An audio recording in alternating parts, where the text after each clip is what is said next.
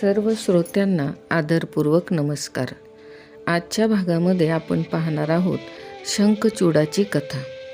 ब्रह्माजींना मरीची नावाचा पुत्र होता.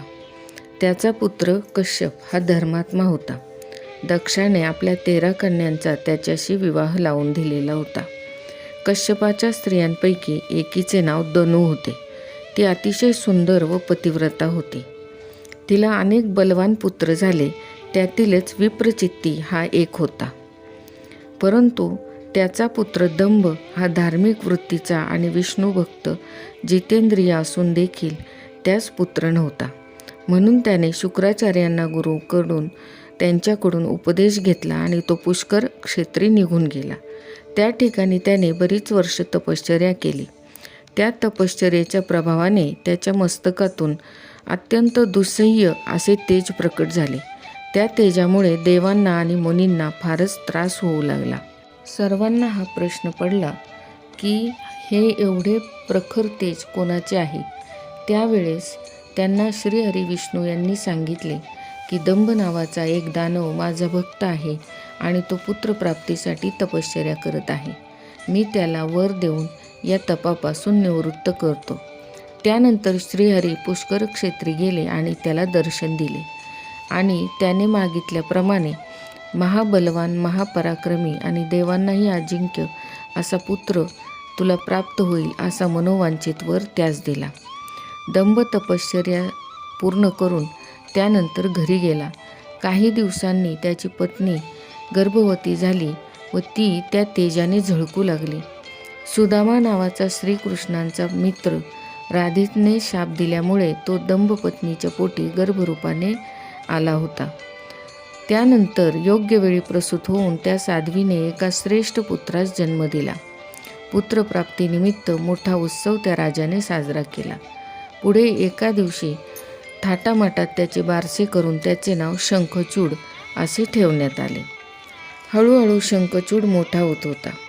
त्यानंतर त्याने बद्रिकाश्रमामध्ये जाऊन ब्रह्माजींच्या आज्ञेप्रमाणे श्रीकृष्ण कवच परिधान करून तपश्चर्या करण्यास सुरुवात केली.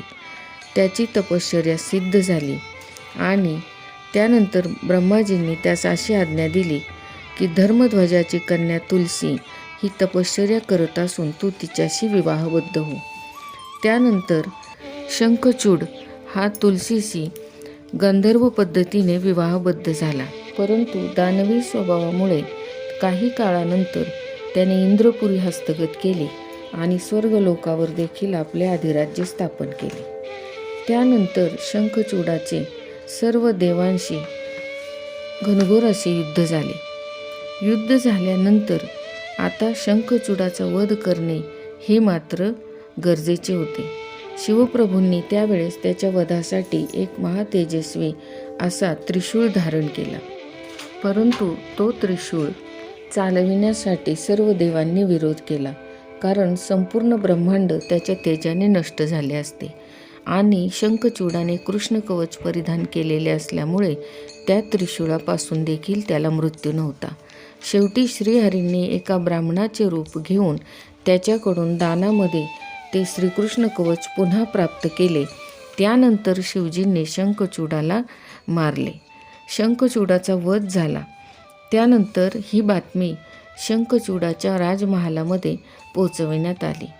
परंतु त्या ठिकाणी मायावी रूपाने श्रीहरी शंखचूडाचे रूप घेऊन तुलसीच्या समोर उभे राहिले. तुलसीला या गोष्टीचा फार आनंद झाला की आपले पती सुखरूप परत आलेले आहेत. त्यानंतर काही वेळाने जेव्हा तिच्या असे लक्षात आले की हे श्रीहरींचे छल आहे, तेव्हा तिने श्रीहरींना शाप दिला की श्रीहरी गंडकी नदीच्या तीरावर पाषाण रूपाने राहतील. तीक्ष्ण दाताने कोट्यावधी कीटक त्या पाषाणाला भेदून त्याच्या तुकड्यांमध्ये चक्र तयार करतील. अशा प्रकारे शाप दिल्यामुळे आजही आपण पाहतो की गंडकी नदीच्या किनारी सापडणाऱ्या ज्या शिला आहेत त्यांना शाळीग्राम असे म्हटले जाते आणि त्यांच्यावरील चक्राच्या फरकाप्रमाणे ते लक्ष्मी किंवा नारायण म्हणून ओळखले जातात. अशा प्रकारे तुलसीच्या शापामुळे श्रीहरी विष्णूंना शाळीग्रामाचे स्वरूप प्राप्त झाले तुलसीला आपल्या पती निधनाचे अतीव दुःख झाले. त्याचबरोबर श्रीहरींनी केलेले छल कपट देखील तिला सहन होईना. त्यावेळेस शिवप्रभूंनी तिला असे सांगितले की हा सर्व कर्मभोग आहे. आपल्याला प्राप्त होणारे सुखदुःख हे आपल्याच बऱ्या वाईट कर्माचे फल असते. तू आता हा देह सोडून दिव्य देह धारण कर आणि नित्य श्रीहरींच्या संगतीत राहा. त्यांचा सहवास हेच तुझ्या तपाचे पुण्यफल आहे.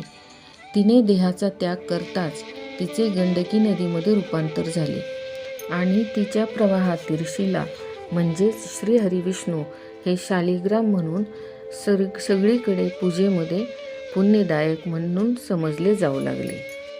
म्हणूनच गंडकी नदीमधील शालिग्राम हे अतिशय पुण्यदायक मानले गेले आहेत. जो मनुष्य देवघरात शालिग्रामची पूजा करून त्यास तुळस अर्पण करेल तो पुण्यवान होईल. त्याचबरोबर जो शालिग्रामचा आणि तुळशीचा वियोग करेल त्याला स्त्रीवियोग सहन करावा लागेल अशी आख्यायिका आहे.